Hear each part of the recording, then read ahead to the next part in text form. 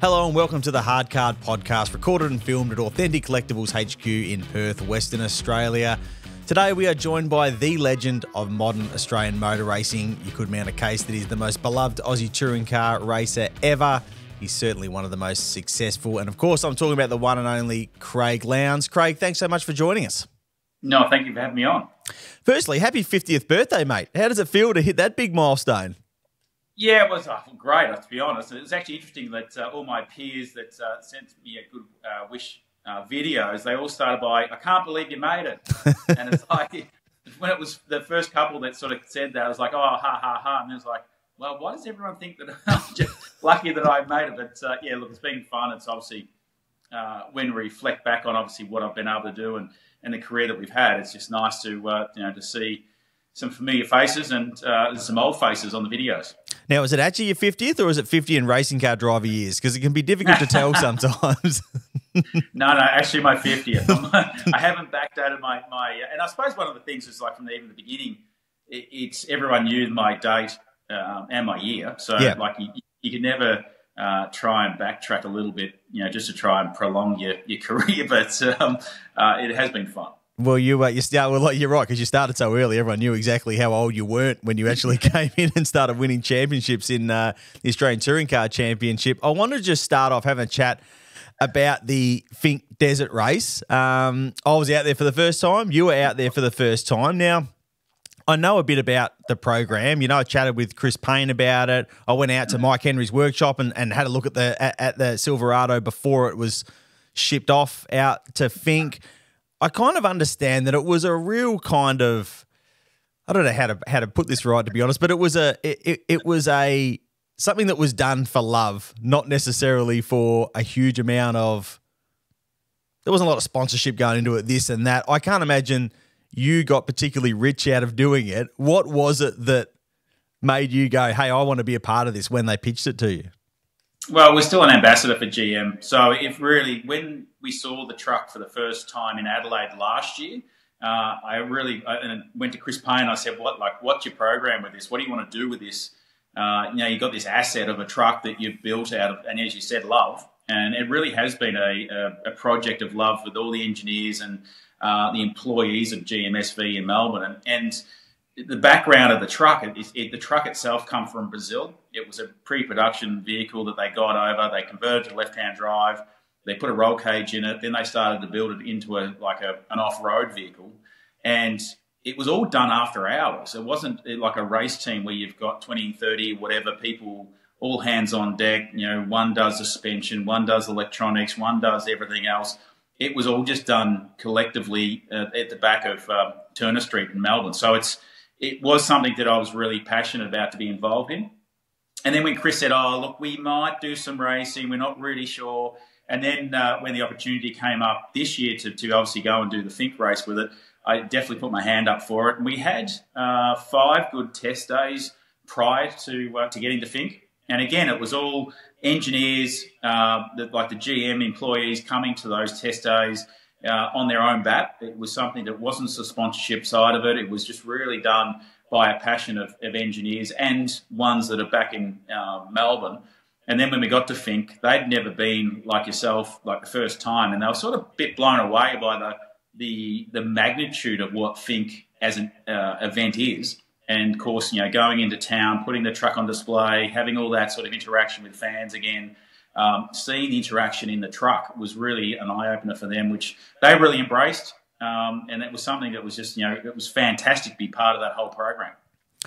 I know that you actually had a hands-on involvement with building the truck. I think it was Tuesday nights or something they said was the night was sort of truck night, and they'd get pizzas in and they'd all work on this truck in this, well, like you say, this workshop that's in the back blocks of suburban Melbourne. I mean, you're a mechanic by trade. I think you were tearing speakers and bits and pieces out of the car as they had the Craig box, which is the stuff you tore out of the car sitting in the corner. Did you kind of enjoy, it probably took you back to the Formula 4 days a little bit when you can actually be a bit hands-on with the car that you're about to race?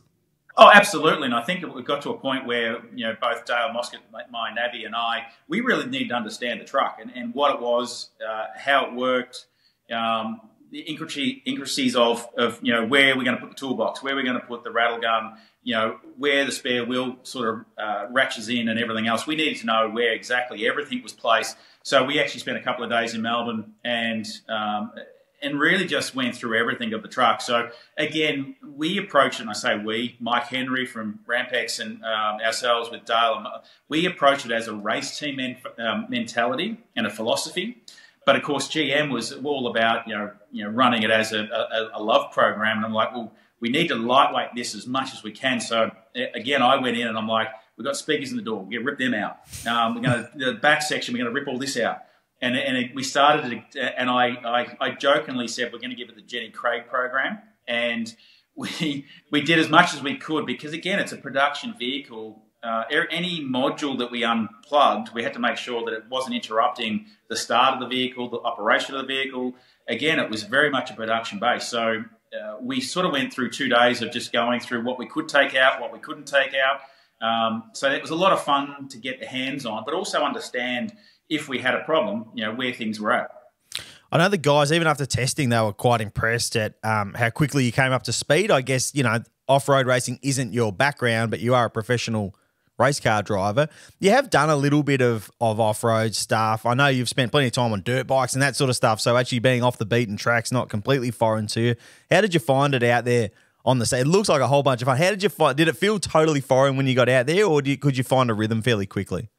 To be honest, I found a rhythm quite easy. Like the sand and the gravel side of it, wasn't too bad. It was actually just reading what I was like, reading the track and understanding the whoops, because I haven't really done a lot of that side of it. So my background, I've done the Australasia Safari 2010, 2011. So the dirt side of it, as you mentioned, motocross, like that's all sort of familiar for me. But to do the Finke run, and it's a 226-ish kilometre trail down and then course back, we pre-run it early in the week when we got there. And again, Dale has done it a number of times, I think 4 or 5 times.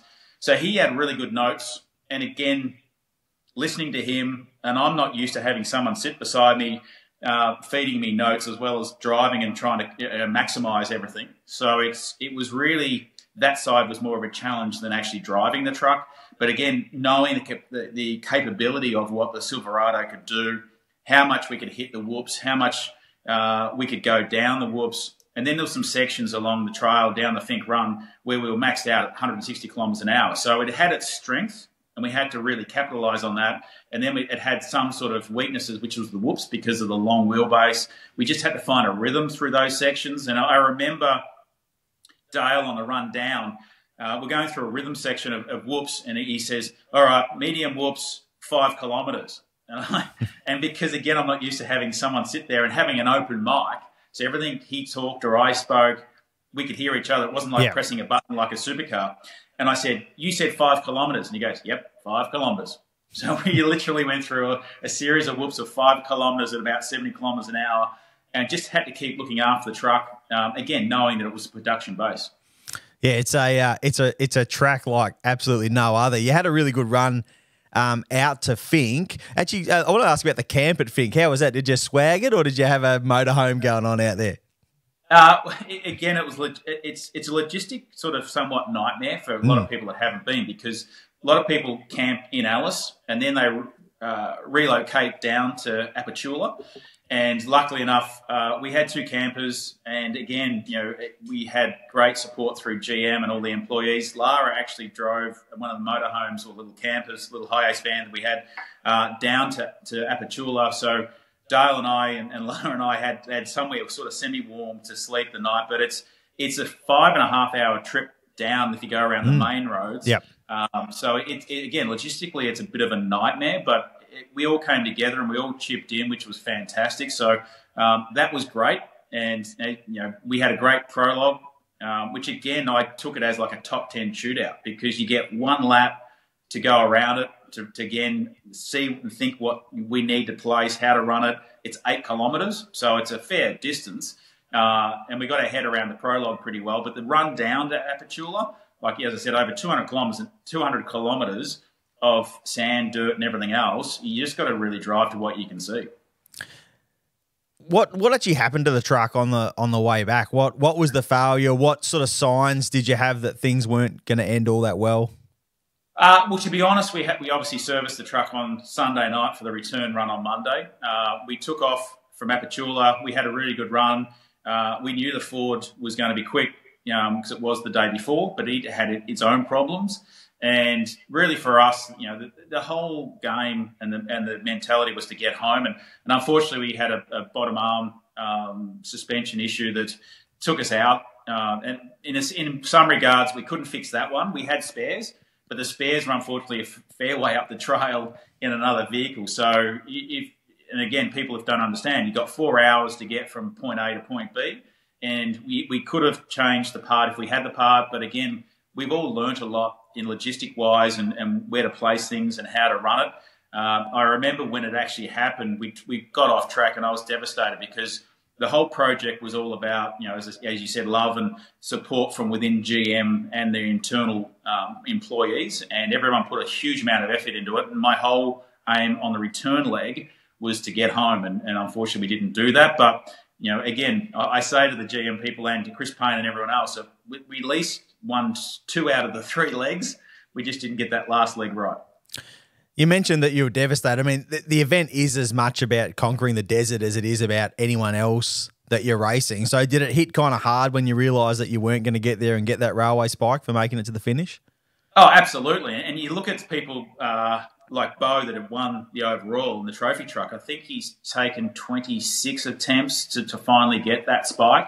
So really for us, we're in production class and somewhat you've got to look after it, which we did on the way down. Unfortunately, we did have that problem on the way back, but it's almost like a desert fever as well. Like now you just want to go back and try and do it again and obviously, right the wrongs. But at the end of the day, we put our best foot forward. As I said, like GM themselves were really proud. It's the first time that sort of really currently or recently been involved in something like that. And to put a Silverado through its paces, I remember being in town on the Thursday night and people were crawling all over it and under it. And they were saying, like, you're running a stock engine? Yes. The transmission's stock? Yes. The drivetrain, the diffs, everything is stock? Yes. And that's the best part about the production variety is it just you have to run what you literally take off the showroom floor. The one positive to failing is that it probably gives you an excuse to have to go back there again and have another crack at it. I had a chat with Mike on the Monday afternoon there, and he did kind of let slip that it was always seen as a bit of a 2-year plan, and there was plenty that had been learnt. If they went back, and that was certainly the aim, would you like to have another crack at it now? Take what you've learnt from that first go and have another stab at it. Me personally, absolutely. Like, there's no doubt. Like, you talk to a race driver, and of course, the first thing they want to do if they have a bad weekend is get into the next one. So, yeah, look, I'd love to go back. It's just a matter of what it looks like and how it all works. But, Mike, Mike's history, and again, for people that don't know Mike Henry, and that he spent all his time, on circuit racing, and we've taken him out of his element into dirt. And he's got the fever now, so he's so keen to go back. So he's learning a lot, obviously, about that side of the world. And the good thing about Dale, as I said, his experience was unbelievable. He had over close to 200 pages of notes going just the one way, which was really impressive to be able to have all that experience sitting beside us and really knowing when to push, when to look after it. He was invaluable for us because there was a couple of times there I probably would have pushed it not beyond its capability, but probably harder than what we did, knowing that what around the corner was a whole heap of big whoops. And he rates them from little to medium to high. And then when you get for our class, when you go from medium to high, it's literally slow down and drive across what you got. Well, I was going to ask if I could replace Dale next year, but it sounds like he's locked himself into the job there. So I'll give up on that dream. Let's switch focus to supercars. This is your 3rd year involved in the Super Cheap Auto Wildcard program with Triple Eight. It's a great initiative, but this is something I've always wanted to ask you, and I do mean this with complete respect, but did it take some convincing for you to get involved in this? Because what I mean is that there's teams out there that would probably still fancy you as the sort of co-driver that could help them win the Bathurst 1000. Not something that's impossible with a rookie driver in a wildcard entry, but it's bloody hard. Was that ever a consideration when you kind of moved over to that part of Triple Eight's endurance campaign? To be honest, not really, because we've had such a longevity within Triple Eight, and I remember, I still clearly remember, Roland coming up to us, to join the team in 05 and beyond, and to see where the future looked like within Triple Eight and the way that they, Roland sort of led the ship and the way it's gone. Look, you get to a point where, I stepped down as a main driver or a full-time driver in 18, and you've got to be realistic about the side of it. Like, yes, potentially I could have gone to other teams and continued on, but at the same token, you've really got to realise that you need to sort of step down and think about what's beyond just the main driver, and also to give an opportunity, because for me, I got that opportunity in 94, 95, and then full-time in 96 through HRT to actually sort of, to step up to that level. So for me, it's almost gone full circle with this program. Yeah. With Supercheap now obviously backing the wildcard program within Triple Eight, it's a great way for me to sort of somewhat give back a little bit. As you said, it's a third year of a program. They've already committed to next year, which has been fantastic. So really to have Declan and Zane and obviously Cooper this year, 3 different young drivers with different sort of attitudes and abilities, but it's been great to be able to work with all 3 of them so far to really fine tune. And my role really is not necessarily in the driver's seat.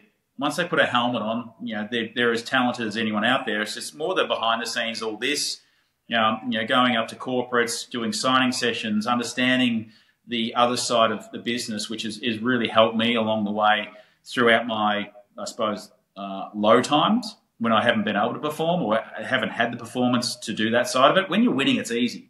It's when you're not winning, it's trying to get that sustainability and keeping it within the sport. So, Declan's gone on and done some great things. Zane is finishing off his architect schooling and everything else. So hopefully see him back on the circuit next year. And Cooper, bright young kid. Unfortunately, the result in Darwin didn't come the way he wanted it, but you got to look at the positives, and that's what, again, hopefully the mentoring to him. We've all been through the lows and the experiences, and for him, it's great to see that he was in the first time. He's the first event to be in the top 10, which a lot of drivers haven't been in their whole career. So you've got to take a lot of positives out of that side of it. And although you know that if you have a good Saturday and a bad Sunday, you always go home disappointed. But if you have a bad Saturday and a good Sunday, you go home on a high. And they're just the roller coasters of what motor racing brings.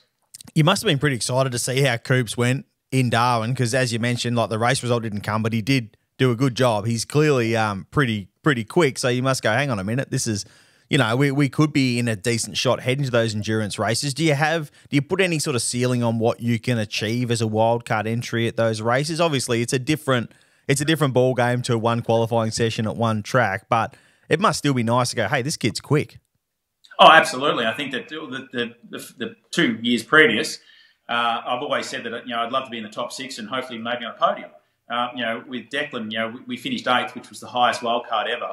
And then last year was sort of on path to be able to better that. And unfortunately, we had a mechanical issue with the gearbox, with the gear lever. But with Cooper, it's great. Like, he's a young, brash. It's always easier to curve a fast driver and then to get a driver that you need to up-spec and try to get them fast. So Cooper's definitely got the speed. It's just, we've got to harness that. We've got to manage that. And again, he's done some great things in Super 2. He's been to Bathurst. He put it on pole at the start of the year in the Super 2 category. So he knows the cars, well, in the sense the cars at the track. We just need to harness that and really focus him on a path which is hopefully going to give him a great future in the sport. And, for me, it gives me a lot of encouragement. This year, we've only got 2 test days as a wild card, where last year we had 4. So we've already had 1. We've only got 1 more left before we hit the Sandown track and then go to Bathurst. But again, it's nice for me to be able to partner up with such a young person that has really just got such a great future in the sport. Was that a rule change for this year? I have heard that there was less testing. Was that actually a change that was put on you guys? I believe, yes, it was something that the category obviously, undertook and looked at. Me personally, now being on the other side of the fence, I would have loved to have 2 more extra test days. Well, that's the thing. I mean, Cooper gets the sprint round to kind of really bed himself in, but it probably leaves you with a few less laps than you'd maybe like when you rock up, at Sandown and Bathurst. Yeah, and test 1 was all about Cooper, really, to be honest. Yep. I did minimal laps, to get him ready for Darwin, which I think was really invaluable. And again, there's, you talk about Super 2, super cars, and you talk about it shouldn't be a big step up, but it is. Because you go from Super 2, you're talking about 8, maybe 10 Super 2 cars with, some good quality drivers. But then you go into super cars and you've got 24, 25 champion drivers. Also, the thing that we undertook in the test day was Cooper doing some starts. So again, the car's fundamentally different in the drivetrain in some regards, but also the pit stops. Super 2 drivers are not used to doing pit stop races. So getting him to come in, hit the mark, get out, when the car drops, accelerate out. So there was a learning there that he had to undertake, and he did that really well. It's funny you say that because I actually was chatting with him in Darwin and he said, you can kind of maybe not feel like you did the best job in Super 2 and you'll be 5th, but you just don't have that luxury in supercars. You'll be 25th. Like, that's where you're going to end up if you don't go out there and actually do the best possible job you can. So it is still a big step up. Coming back to your role, is the fact that, probably on the flip side to what I asked about before, the fact that this is a mentor-style role, has that maybe extended your driving career a little bit? Like, the expectation isn't that you need to jump in this thing and stick it on pole at the Bathurst 1000. Like you say, your job is actually as much out of the car as it is in the car. Is that sort of helping you maybe, sort of have this longer back end of your career? Oh, somewhat, yes. And I think that, again, there's still the pressure and the nerves are still there when you go to a place like a Bathurst, because you still want to perform at the highest level. And I've already said to Cooper that, the highest, obviously, wildcard is a couple of years ago in 8th. So we want to better that. And again, if we can be on the podium, which I think we can, looking at his performance, he's fast. We just need to obviously make sure that we do the right thing throughout the day of Bathurst.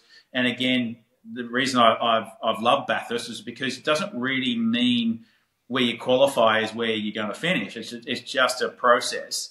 And getting from the start on the Sunday to the finish is all about making sure the car's fast at the end of the day. And, Cooper's sort of getting his head around that. Again, being a young, brash kid he is, he's like myself when I started in 94, 95. He's like, you want to be on pole. You want to lead every lap and you want to try and win it. But it's not, Bathurst is not about that. It's about the team effort that gets you into the end like that. Basically, last quarter of a football game is being in the right place at the right time with a good car and, getting, whether it's him or me in the car, because we haven't decided that yet, to run home hard and fast and to be able to get a great result. It looks like we could have 3 Enduros back on the calendar next year with the Bend already confirmed, and then, if Sandown sticks around in Bathurst, given that is your world now, I'm guessing that's something you'd be in favour of, having more racing that you can go and do, as a co-driver?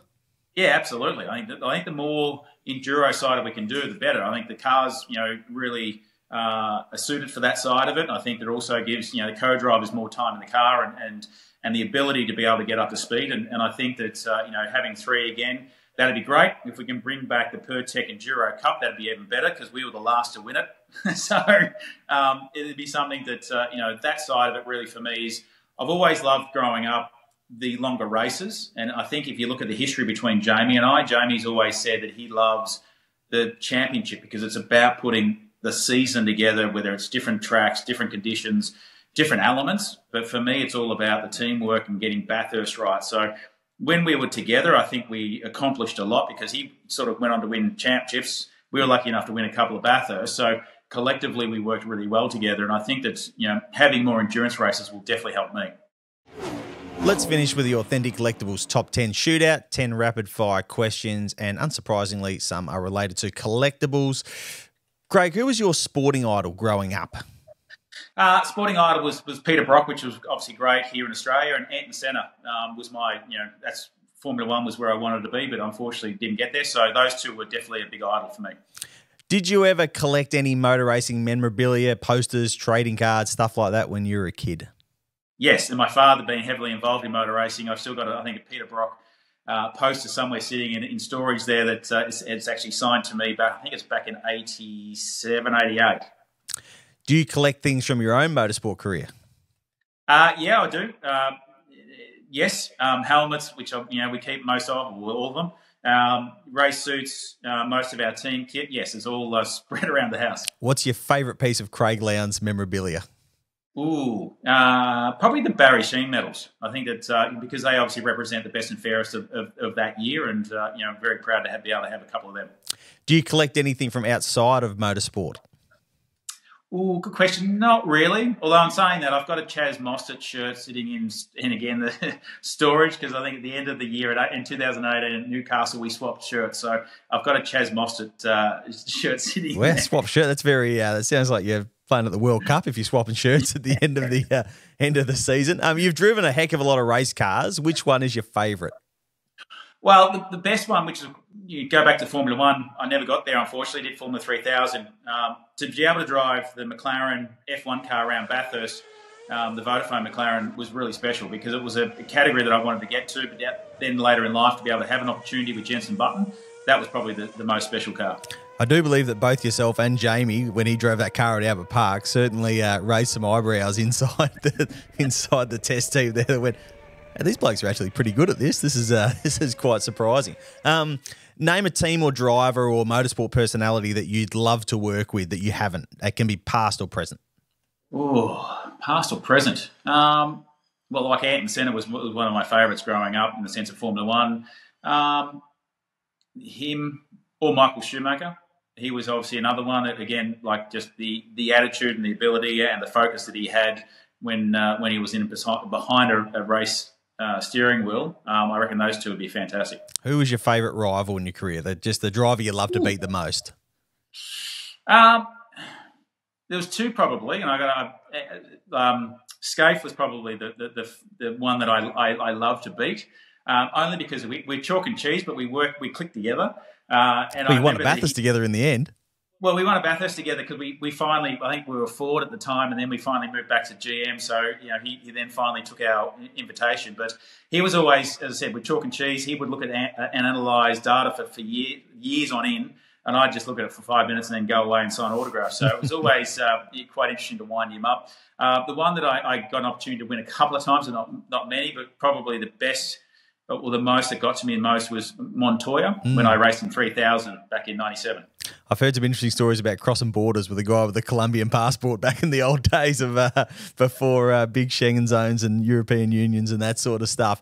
What's your favourite Bathurst win? And you can't say 2006. I'm going to take that one out of the running because that's too easy. Well, yeah, I would have said 06 for sure. I think actually, to be honest, probably 18, the last one. With Richo, we went into that day, we had so much problems with the car in the sense of the steering whole system. Like, it would bind up all weekend. We went into qualifying, we had no idea what we were going to do. We finally got into the 10. Even in the top 10 shootout was like basically a problem. We went into Sunday thinking we're probably only going to get 5 laps out of this, and then, of course, we're going to pit it. And then bugger me, like, as the race unfolded, the car was perfect. We weren't the fastest car because Davey Reynolds was the car to beat that year, and then he cramped up. We took over the lead, and bugger me, we ended up winning it. So that was probably the most unexpected win out of all of them, probably the most satisfying one. And last question, it is a Formula 3000 related one. Is Pagusa the weirdest circuit you've ever been to in your whole entire life?